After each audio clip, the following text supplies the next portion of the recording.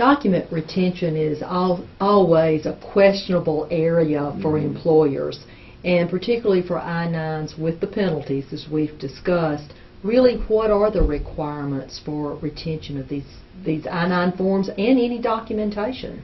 I would tell you, if I was, as an employer, and our firm's an employer just like anybody else, you want to have backup. You want to probably have the paper I-9 forms in the one folder we were talking about in a locked cabinet. I would also be scanning my I-9s in electronically to have a backup. Say maybe I get an ICE officer coming for an audit, and I want to produce copies of the I-9 forms. I want to have a backup copy to make sure that I can locate them in a short time notice, especially if I've got multiple locations, and I just want to have a backup. I don't want to depend on that one file and not be able to find it.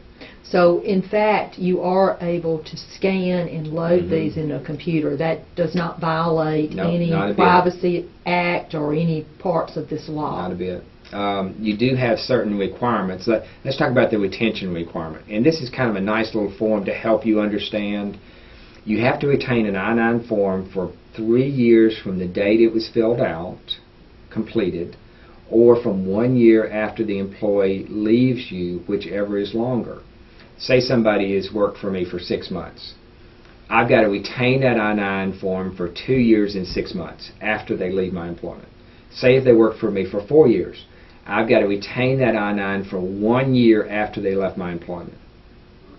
Does that? It makes sense, okay. But it's just more paperwork to keep up with. That's why this form would be very valuable. And what you need to do as an employer is set up a form retention, because you don't really want to keep I-9s that are 10, 15 years old. To the extent that maybe you made errors on those I-9s that weren't corrected and things like that, but you need to have an internal retention policy that complies with the statutory requirement. So you can retain them 3 different ways: paper retention, microfilm. I don't know many people doing that anymore, but microfilm retention, or electronic forms retention. You're able to set these forms up. Large employers, a lot of times they're setting these up as totally electronic documents. They're having employees come in and electronically sign in their blocks. They're having the employer section electronically sign. They're storing them totally electronically. So that's an option. Or you can do what we're talking about: paper fill them out, scan them in, and save them electronically. You've got to have ways to index them and retrieve them is the main issue. Then you've got to make sure you've got backup. So if you're going to store them electronically, you want to have some other backup drives that you can retrieve those on. And that's just a good. But you can store them all, at least three different ways.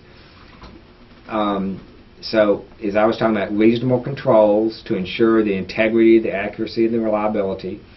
Reasonable controls designed to prevent and detect unauthorized or accidental creation of, or addition or alteration. You want to make sure they can't be altered, that they're static documents.